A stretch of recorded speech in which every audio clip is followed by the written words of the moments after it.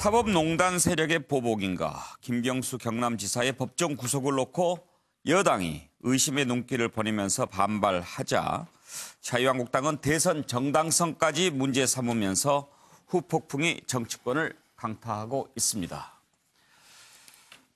더불어민주당은 양승태 적폐 세력의 보복성 판결이라면서 사법농단 청산대책위원회를 가동하겠다고 밝혔고요. 자유한국당은 청와대 앞에서 긴급 의원총회를 열었습니다. 태생부터 조작 정권에 의심이 간다.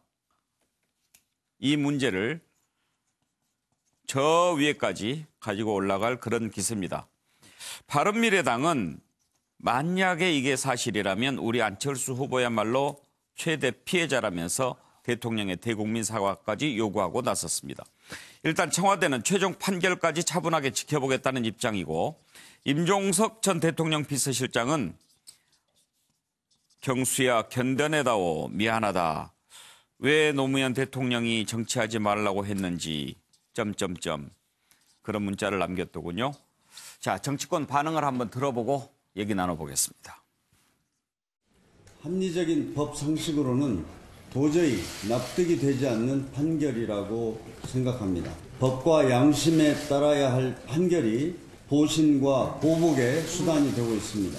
양승태 적폐사단이 벌이고 있는 재판 농단을 빌미 삼아 정치적 이익을 도모하고 나아가 온 국민이 촛불로 이뤄낸 탄핵을 부정하고 대선 결과를 부정하려는 시도에는 단호하게 맞서겠습니다.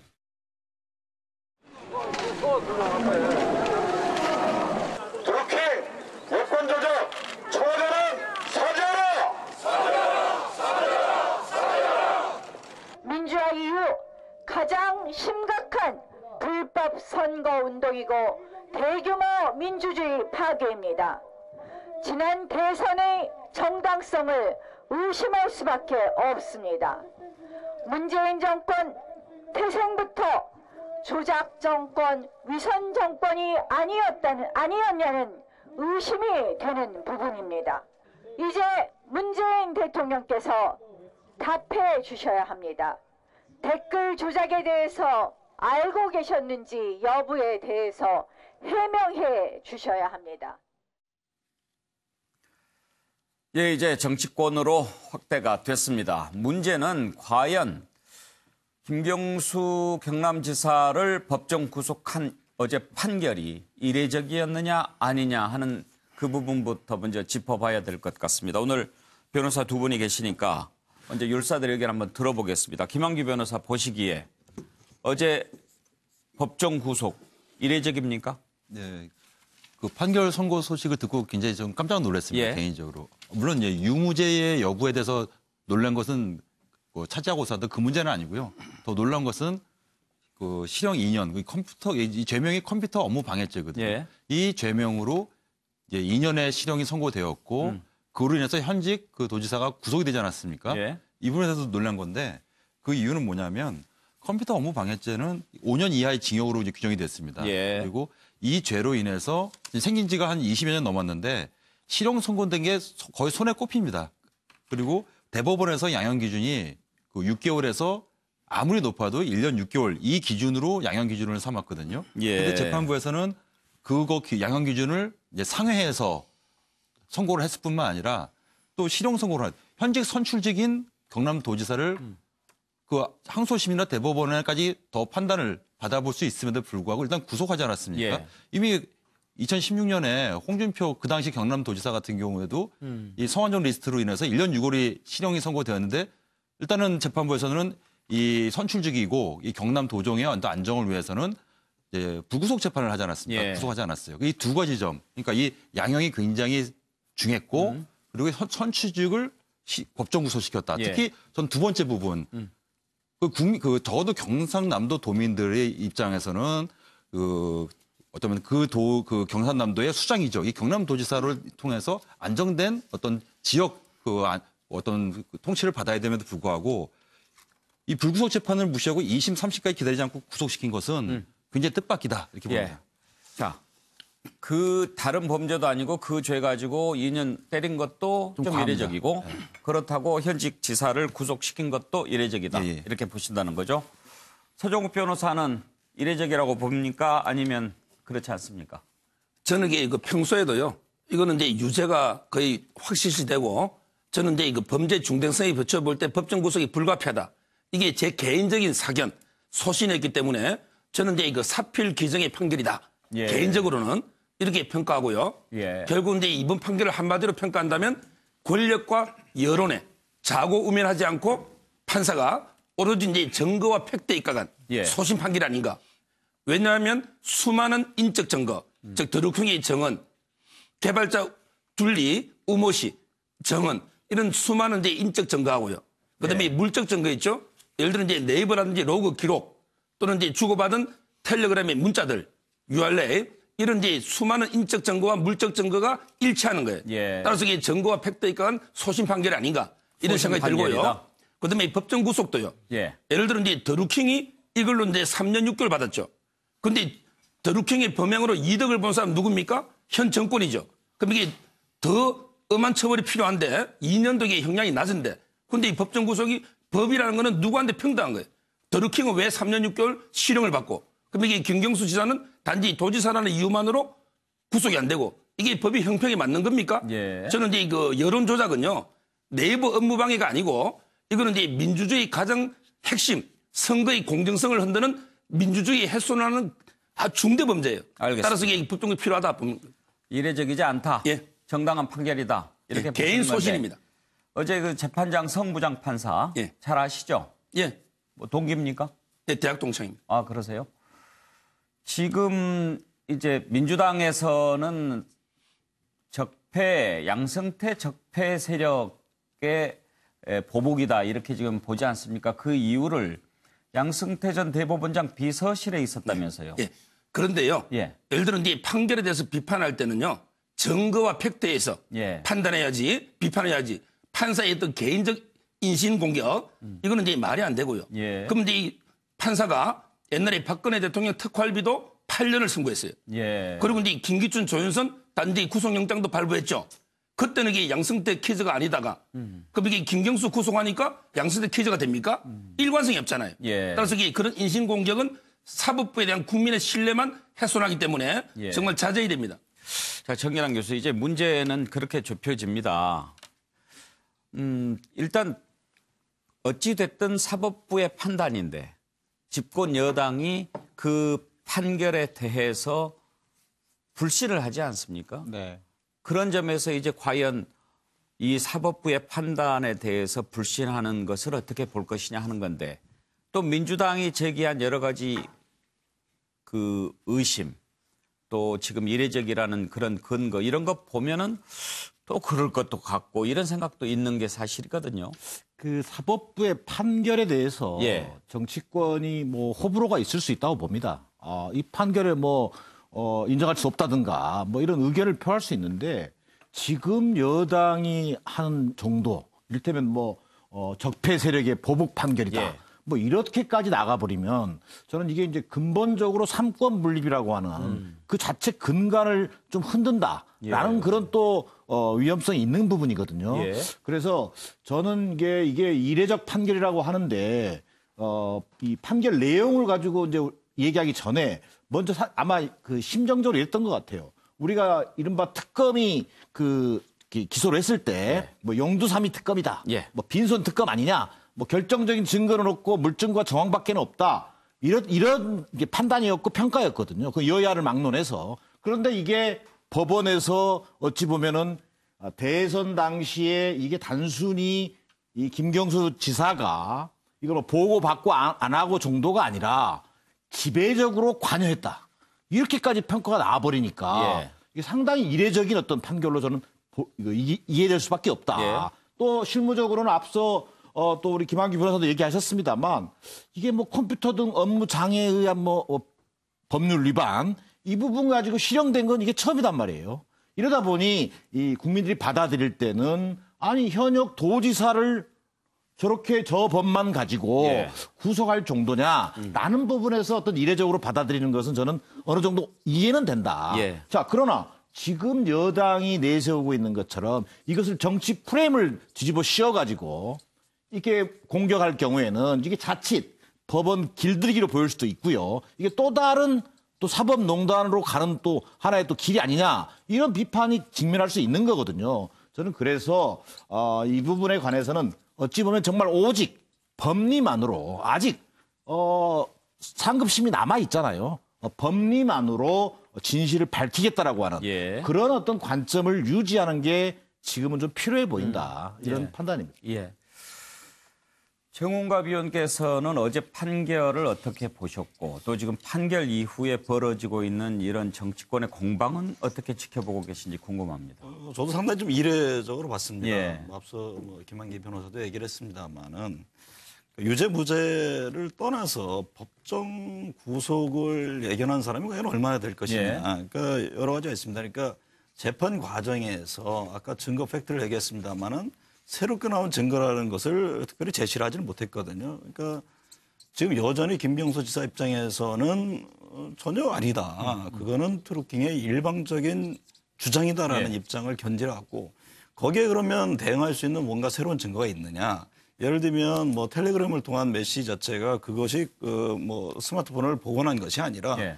USB에 옮겨서 그 화면에 띄운 것이란 말이죠. 그것이 이제 재판 과정에서 증거로 과연 인정이 될 것이냐. 이 부분에 대해서도 여러 가지 갑론을박이 있고 또 재판 과정에서 드루킹 측에서는 100만 원을 줬다라는 부분에 대해서는 그게 허위로 드러났습니다. 예. 그러니까 여러 가지 그 과정 중에서 그동안 그 드루킹 측에서 주장했던 것이 번복되거나 또 입장을 달리하거나 잘못된 것으로 드러났음에도 불구하고 최종 결과가 이런 식으로 법정 구속이 나온 것에 대해서 저는 김병수 씨가 지금 상당히 당혹스러울 수밖에 없고 예. 여권에서도 반발하는 데는 나름대로 이해가 있을 수 있다라는 뭐 측면에서도 이해가 됩니다. 근데 어쨌든 간에 지금 2심, 3심이라는 게 남아 있는데 결국에는 증거에 입각한 예를 들면 지금 이 정치 재판은 통상 그 2심, 3심, 항소심 같은데 할 수 있는 뭔가 예. 그 대응할 수 있는 기회를 주기 위해서 실제적인 법정 구속을 잘 안 하는 경향이 있거든요. 그러니까요. 상당히 왜냐하면 정치가 논란 속에 예. 있는 것이기 때문에. 근데 이례적으로 어쨌든 간에 이제 법정 구속을 했는데 그렇다면은 실제 지금 이번에 판결에서 강조했던 이 내용들이 과연 2심, 3심에도 제대로 받아들여질 것이냐. 이건 또 다른 문제라고 보여집니다. 앞으로 계속 상급심에 가면서 논란과 공방이 이어질 것으로 예견이 됩니다. 예. 김성환 평론가도 법정 구속 지켜보고 좀 놀라셨죠? 네, 저도 좀 이례적이라고 예. 판단했는데요. 아마 저뿐만 아니라 많은 국민들도 비슷하게 생각하셨을 것 같아요. 그래서 저는 두 가지 이유 때문이라고 보는데요. 허익범 특검이 정말 수사를 잘했는가? 잘했다고 얘기하시는 분 그렇게 많지 않을 것 같습니다. 본인들 스스로가 수사기한 연장을 하지도 않았을 정도였고요. 그건 수사를 잘해서 수사기한 연장을 했다기보다는 오히려 증거를 제대로 확보하지 못하고 스스로 포기한 것으로 국민들은 많이 이해를 했거든요. 그 당시에. 그리고 뭐 아시다시피 고 노회찬 의원 별건 수사를 하느라고 거의 대부분의 시간을 소비해버리고 말았습니다. 근데 그러고 난 다음에 재판에 갔을 때 뭐 방금 전에도 말씀하셨던 것처럼 결정적인 물증이라고 제시한 부분들도 없는데 그걸 재판부가 받아들였다 이런 부분에서 이례적이었고요. 무엇보다도 저는 드루킹이라고 하는 사람의 진술을 다 받아들였다고 하는 것도 좀 의외였습니다. 예. 왜냐하면 그동안에 뭐 그 수사 과정에서도 그랬고 재판 과정에서도 계속 말을 바꿔왔잖아요. 그리고 경공모 회원들도 입을 맞춘 정황이나 이런 것들이 계속 나오기도 했었고. 근데 그런 것들을 그대로 다 받아들여서 일종의 정황 증거로 받아들였다는 게 좀 이해가 안 돼서 그 부분이 조금 저는 이게 이 정도까지 판결이 나올 거라고 생각을 못했기 때문에 그런 점 때문에 아마 많은 분들이 예. 좀 과하다는 생각을 하지 않을까 싶습니다. 황창수 소장 의견 한번 들어볼까요? 사람이 세월이 지나면 옛날 기억을 좀 잊는 것 같아요. 예. 갑자기 경찰이 덮쳐서 긴급 구속을 핵심들을 하고 또 백원우 비서관이 도 변호사를 불러서 만나고 이례적이지 않습니까? 예. 이미 드루킹 일당이 구속된 상황에서 당시 민정 비서관이 도 변호사라는 사람을 만나서 이야기를 했다. 그리고 또 이 무슨 오사카 대신에 센다이 총영사를 예. 가라. 자, 대선 후보 수행팀장을 한 김경수 현역 의원, 그리고 이제 경남지사까지도 따놓은 당상이던 그런 사람이 저런 조직들을 만나고 그러면서 국정원 댓글을 비판합니다. 물론 그건 국가기관이었고 그렇지만 저기도 국회의원도 일종의 국가기관인데 그것보다 한 수십 배가 많은 그런 댓글 조작이 있었고 또 그런 것들이 이 여러 가지 정황으로 아침에 이미 드루킹 일당들 9명에 대해서 유죄 선고를 할 때 그 판결문을 읽어보면 오후에 김경수 지사는 어떤 행태로든 처벌을 면하지 못하겠구나. 예. 그러니까 김경수 지사를 처벌을 안 하면 드루킹 일당들이 왜 저런 행동을 했는가를 설명이 안 되는 부분이 있어요. 그런데 다들 그걸 읽거나 봤는지 잘 모르겠어요. 그래서 제가 볼 때는 오프라인의 경선 와중에 수백 명씩을 동원하는 부분이 아무런 거래 없이 자발적으로 수백 명을 동원하려면 엄청난 돈이 들어가는데 진성당원을 수천 명을 넣어서 그중에 수백 명씩을 행사마다 전국을 돌면서 동원할 수 있겠는가. 그래서 이제 궁극적으로 보자면 처음으로 돌아가면 왜 여권이 작년에 이 드루킹 특검을 굉장히 쉽게 받아줬어요. 뭘 가지고 특검을 대가로 이렇게 합의해 줬는지 아십니까? 뭐였죠? 추가 경쟁을 예산하고 국민투표법이에요. 과연 다른 어떤 부분의 특검을 여건이 그런 정도로 바꾸려고 하겠는가? 당시에도 있어서 그런 거 아니었을까요? 당시에도 이거 이상하단 말이 있었고 예. 안희정이 낙마했고 이재명이 뭐 불구속 기소되었고 그 다음에는 저기 이제 김경수도 그렇게 된다. 이런 부분 또 그 수사 과정에서 이 PK 지역에 또 잠재적인 대선 후보일 수도 있는 노회찬 의원이 자살을 했어요. 그래서 이 부분을 가지고 지금 무슨 사법부를 논하기 전에 여건이 왜 이런 이상한 짓을 했는가에 대해서 스스로도 돌이켜 봐야지요. 자, 정진남 교수, 지금 여당이 좀 당혹스럽고 놀라고 그랬을 겁니다. 그것은 이제 법정 구속도 있지만 사실 경남지사 공천할 때도 이 문제가 있었잖아요. 네. 그랬는데도 경남지사 공천을 했기 때문에 뭔가 좀 당에도 책임이 올 수도 있는 문제고 그리고 또 김경수 지사 하면은 문재인 대통령의 아주 최측근 인사 이렇게 지금 알려져 있는 상황이니까 네. 거기에 이제 자유한국당이 옳다구나 하고 지금 이제 대선 정당성까지 물고 늘어지는 것 아니겠습니까? 네네. 그러다 보니까 이제 좀 더 강하게 나오는 게 아닌가 그렇게 보여지는 측면이 있습니다. 뭐 그렇습니다. 이게 이제 일파만파 될 수 있거든요. 예. 사실상 지금 이게 이제 이를테면 대선의 정당성까지 부정하는 단계로 나가버리면 전국이 완전 시계 절에 빠질 가능성이 있어요. 그런 것들을 좀 조기에 차단해야 된다라고 하는 여당의 어떤 정치적 판단이 있을 수 있다고 봅니다. 그럼에도 불구하고 지금 여당이 이것을 어떤 사법부 적폐 세력과의 어떤 싸움, 뭐 적폐 세력의 보복 판결 이런 식으로 정치 프레임을 씌우는 것은 집권 여당이 상당히 나중에 부담이 될 가능성이 있다는 걸 지적하는 겁니다. 왜 그러냐면 먼저 그동안 여당 입장에서는 김경수 지사와 관련된 이 이른바 이 드루킹 사건 지나치게 좀 관대하게 또 보았던 것은 아닌지 이런 것들을 좀 되돌아볼 필요가 있다는 거예요. 그리고 어쨌든 이 1심 판결만으로도 국민들께 어쨌든 간에 좀 죄송하다라고 하는 또 그런 정치적 사인이 있어야죠. 그 이후에 앞서 여러분도 얘기했습니다만 아직 이게 유죄가 확정된 게 아니니까 2심, 3심을 통해서 어쨌든 간에 오로지 어떤 법리 투쟁을 통해서 진실을 좀 어떻게 보면 되찾는 이런 어떤 순서를 가야지 이것을 정치 프레임을 여당이 먼저 나서서 씌우는 것은 이게 정치 자체를 완전히 어떻게 보면 앞서 얘기했던 것처럼 뭐 아수라장으로 좀 끌고 갈 수 있는 여지가 있다. 그런 부분에서 여당의 좀 진중한 대처가 필요한 상황이다. 이런 생각입니다. 대체로 지금까지 사법부 판결에 대해서 정치권의 입장은 사법부의 판단을 존중한다라는 게 전제가 됐었죠. 그런데 이번만큼은 다릅니다. 여러 가지 이유가 있을 텐데 일단 정치권 반응을 좀 더 들어보고 얘기 이어가겠습니다. 지금 그 2년을 선고한 컴퓨터 등 장애 업무 방해죄의 경우에는요. 2011년부터 한 56건 정도의 사건이 있었어요. 그중에 실형이 선고된 게 한 건도 없습니다. 거기다가 이 경우에 이제 법원이 내부적으로 갖고 있는 양형 기준이라는 게 있는데요. 최고가 1년 6개월입니다. 그런데 2년을 선고했습니다. 그렇군요. 그리고 홍준표 전 지사의 사례에서도 볼 수 있는 것처럼 현직 지사의 경우에는 도정 업무의 공백 같은 걸 우려해서 구속을 안 하거든요. 법정 구속을 안 하거든요. 홍준표 그런데 전격적으로 법정 구속을 했거든요. 그래서 이런 것들 종합적으로 봤을 때 양형 기준에도 맞지 않고 유사한 사례에서의 처벌 내하고도 맞지도 않고 특히 지사에 관련된 부분도 전혀 고려가 안 됐다는 부분을 봤을 때는 합리적인 판단이라고 보기 어렵다는 거죠. 정말 황당한 판결인데요. 이 법정 구속이라는 것 자체를 도지사에 대해서 한다는 것 자체가 참 발상이 도대체 이해가 안 됩니다. 법조인 저조차도. 이 성창호 판사 같은 경우는 2012년부터 2014년까지 양승태 대법원장이 비서실에 근무를 했고 2016년도 서울중앙지법 영장판사 시절에 그 사법농단 재판 개입에 협조를 했던 사람입니다. 본인이 모셨던 양승태 대법원장이 구속되니까 양승태 키즈 입장에서 아빠가 구속됐으니까 이거 그냥 넘어갈 문제는 아닌 거죠. 혼자서 대선 댓글 조작을 지시한 것인가? 공모한 그 윗선도 밝혀라. 지난 2017년 대통령 선거 당시 지지율 40%로 1위를 넘나들던 안철수 후보가 이들의 댓글 여론 조작과 대대적인 가짜뉴스 공격으로 최대의 피해자가 됐다는 사실을 알게 되었습니다. 다시는 국민의 의사를 심각하게 왜곡하는 민주주의 파괴 행위 사건이 일어나지 않도록 일벌백계 해야 합니다. 예, 정치권 반응을 들어보셨는데요.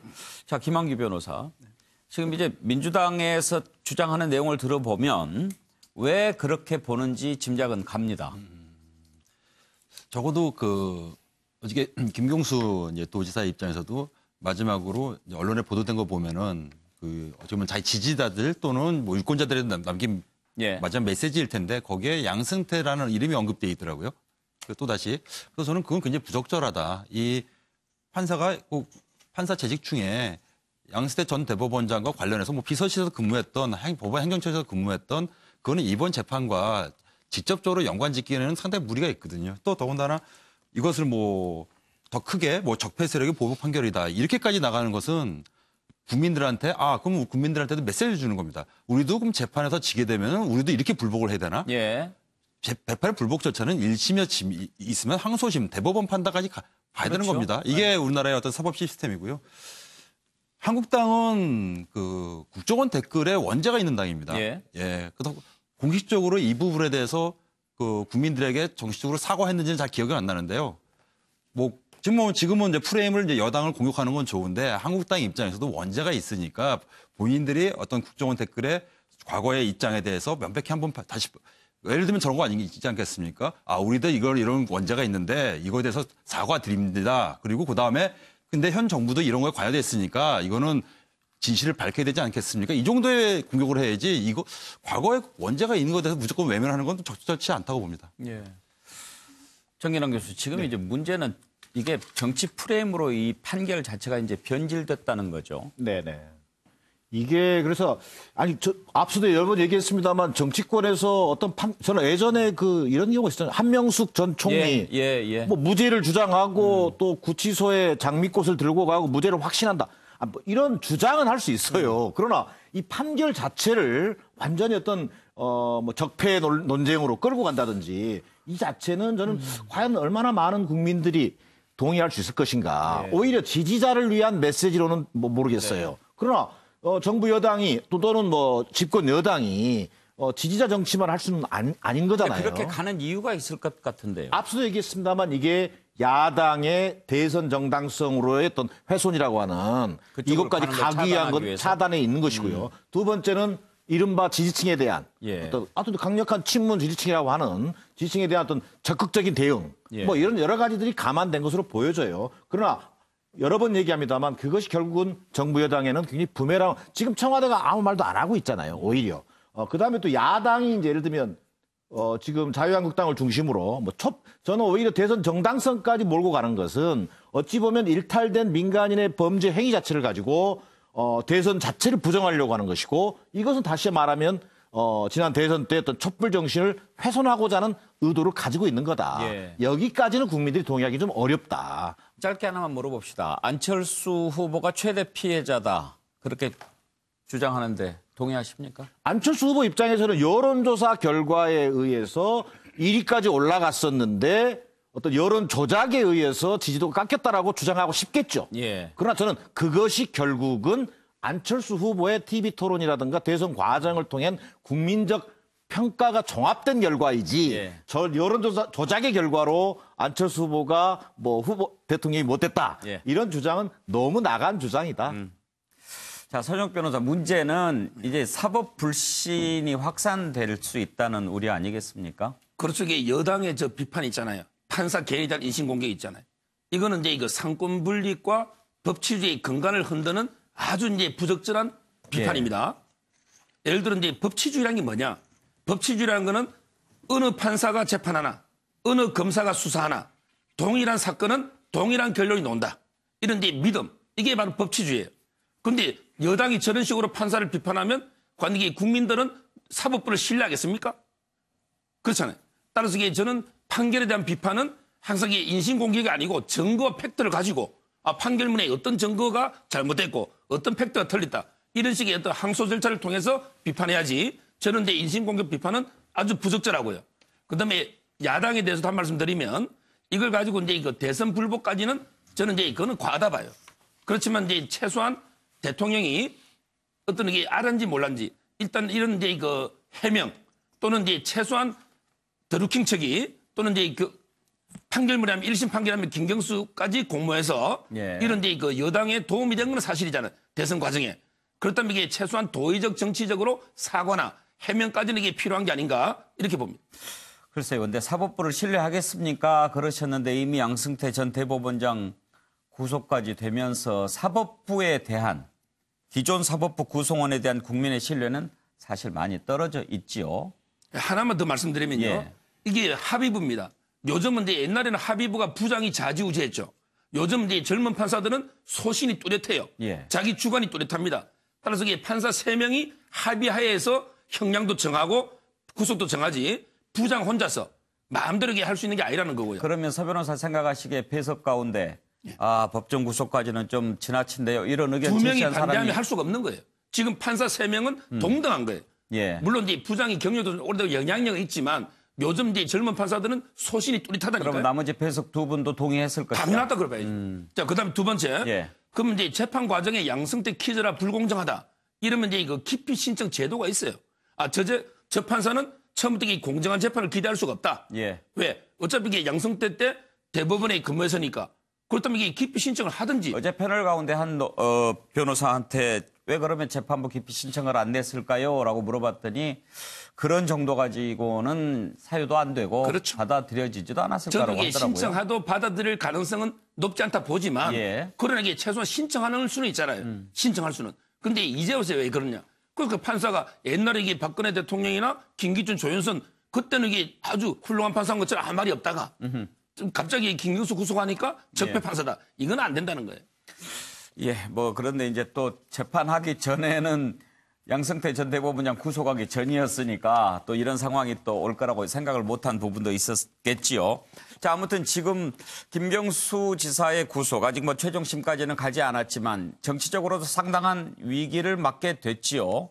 지금 자유한국당은 아주 중진급 다 나와서 전당대회 준비하고 있는데 집권 여당 이러다가 대선 주자들 씨가 마르지 않나 이런 걱정까지 나옵니다. 김성환 평론가. 잠깐만 그럼 한번 관련된 내용을 한번 들어보고 얘기를 나눠볼까요? 예. 오늘 결심 공판인데 신경 한 말씀 부탁드립니다. 1심과 같이 모든 혐의 다 부인하시는 겁니까? 비공개 법정 취지에 따라서 제가 말씀드릴 수 없습니다. 예, 이해해 주시기 바랍니다.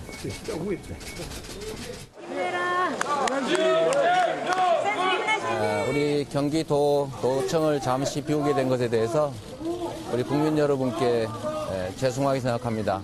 저는 언제나 사필 규정을 믿고 또 대한민국의 사법부를 믿습니다. 다 국회에서 비롯된 것이고. 이 사건 처음부터 특검 조사 그리고 재판 과정까지 제가 할 수 있는 모든 사항을 협조하고 또 재판 과정에도 최선을 다해서 임했습니다. 자, 김성환 평론가는 앞으로 민주당 대선 후보 군의 변화 어떻게 예상하십니까? 네, 뭐 아직 대선이 좀 남아 있는데 예. 다른 사람도 생길 수 있는데 이미 다 사라진 것처럼 얘기하는 건 좀 과하다 이런 생각이 들고요. 저는 색연필이라고 적었는데요. 색연필. 이유가 뭐냐면은 우리가 색연필을 쓸 때 좋아하는 색을 먼저 쓰게 되잖아요. 예. 그러면 나중에 가면은 그 색부터 사라지게 되죠. 지금 어찌 보면 그동안에 대권 주자라고 잠룡이라고 해서 민주당 내에서 이런저런 일들을 많이 하면서 또 중용이 되기도 했고 그런 과정에서 결국 지금 다 벌어지고 있는 일이 아닐까 싶기도 하거든요.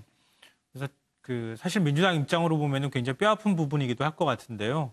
이렇게 해서 일단은 뭐 김경수 지사는 확정 판결이 아직 난 것은 아니기 때문에 제가 단정적으로 말씀드리긴 뭐하지만 소중한 또 다른 것들이 있을 수 있으니까 적극적으로 대권 주자들을 키우는 노력을 이제 또 해야 되겠다. 이렇게 가버리면 나중에 가서는 당의 역동성이 떨어질 우려가 있으니까 뭐 이건 민주당을 위해서 드리는 말씀입니다. 뭐 자유한국당도 마찬가지인데요. 좀 당이 활력이 좀 돋고 와글와글해야 되는 측면도 있거든요. 그런 면에서 민주당이 이번 기회에 좀 다시 당을 전열을 좀 재정비하는 기회로 삼아야 되지 않을까 싶습니다. 황장 소장 보시기에는 어떠신가요? 사실 그 전만 해도 일반적으로 여권은 대권 주자 넘쳐나는데 야권이 더 부족하다 그런 판 아니었습니까? 예. 그래서 지금 여권 내부에서 익명으로들 하는 이야기가 예. 우리 스스로가 예. 우리 후보들 씨를 다 말려버렸다.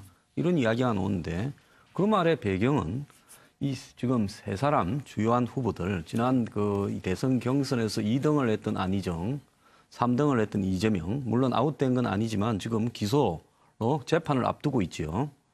자, 그리고 지금 유일하게 이 민주당이 대선을 갖다가 이 정권 재창출을 하는 두 번의 구도가 영남 후보가 나서고 호남이 미는 구도였습니다. 그것이 그러니까 확률적으로 대선에 성공할 가능성이 제일 높다는 거죠. 영남을 분열시켰어요. 그런데 지금 거기에 가장 유력한 범여권 후보 두 사람이 드루킹 특검 과정에서 노회찬, 김경수 두 사람이 지금 이렇게 사라져버린 격이 됐어요. 그다음에 충청의 안희정은 미투가 생긴 지 2시간 만에 당에서 신속하게 출당시켰어요. 안희정에 대해 해명도 한마디 안 들었어요. 물론 문제는 됐겠지만. 그다음에 또 다른 지난번 대선에서 3등을 거의 2등하고 비슷하게 했던 이재명은 문바들이라고 부르는 사람들이 나가서 지금까지 죽여오고 지금까지 문제를 삼아서요. 그래서 이런 모습들을 보면 여권 내부에서 무언가 유력 대선 후보들을 정리하는 헤게모니 싸움이 벌어졌고 그런 부분은 결과 한간에 해자되던 차례대로 간다라는 부분이 이번에 김경수의 유죄 확정으로 사실상 확인된 부분이 있단 말입니다. 그런데 일부 후보는 뭐 후보는 아니지만 일부 주자는 그럴 수 있지만 김경수 지사 같은 경우에도 그 헤게모니 싸움의 피해자다 이렇게 보기는 좀 어렵지 않습니까? 저는 김경수 지사가 만약에 이런 일이 없었다면 이 호남이 밀고 PK 부분에서 제일 유력했다고 봅니다.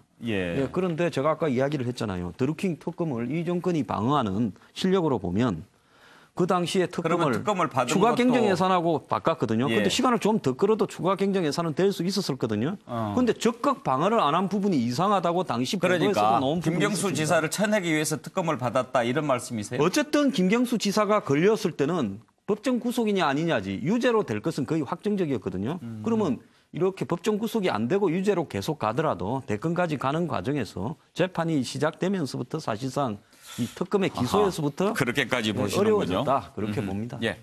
정갑 의원은 어떻게 보십니까? 저는 뭐 대선은 아직 시작이 안 됐기 때문에 지금 여러 가지 실현 과정들이 있다고 해서 그것에 의미부여하는 거는 뭐 지금으로서는 좀 너무 이르다고 봅니다. 그러니까 어쨌든 대선을 가려면은 그 과정 없는 그 곡절 없는 게 어떻게 그냥 오겠습니까? 그러니까 지금 재판이 계속 진행 중이기 때문에 뭐 여기 주자들도 향후 일정이 어떻게 될지는 좀 봐야 되는 것이고 저는 근데 지금 이 상황을 보면요, 그러니까 왜 그럼 이러냐 정권 초에 그 내부의 권력이냐 저는 그런 측면보다는 지금 이 정부는 어쨌든 간에 엄청난 개혁을 하려고 합니다. 그러니까 권력기관에 대한 개혁이거든요. 검찰, 사법부. 당연히 그러면 그 조직에서는 저항이 있는 것이고 그 과정에 잉태되는 여러 가지 측면이 있다고 봅니다. 과거 정부처럼 청와대에서 확 움켜쥐고 소위 말해서 권력기관들을 핸들링한다고 하면은 과연 이런 일이 없을 수도 있겠죠. 그런데 어쨌든 지금 개혁을 하는 것을 내세우고 또 국민들이 요구하는 부분이기 때문에 그러니까 얼마 전까지 법 재판장에서 어떤 사법거래라는 초에 있어서는 안 되는 일들 이런 것들이 지금 여러 의혹들이 정황으로 나오고 있지 않습니까? 어떤 검찰의 그동안의 과도한 어떤 그 움직임 이런 것들에 대한 비판. 그래서 뭐 공수처를 설치해야 된다는 여러 가지 과정들이 있는 겁니다. 그에 따르는 일종의 부메랑의 성격이 굉장히 있다고 봅니다. 그러니까 이전에 정부, 과거에 소위 말해서 청와대에서 엄청나게 소위 권력기관을 활용하거나 이런 측면을 했으면 오히려 이런 일이 뭐 수면으로 잠재울 수도 있는 측면이 있겠죠. 그러니까 근데 지금 상황에서는 사실은 여권에서 일부 지적하는 소위 말해서 개혁을 좀 제대로 못한 측면들, 이에 따른 부메랑 어떤 시간이 지나면서 이런 측면은 분명히 있다고 저는 보여집니다. 예, 아무튼 여권 잠룡들의 순환 시대 맞는 것 같습니다. 다음 이슈로 넘어가겠습니다.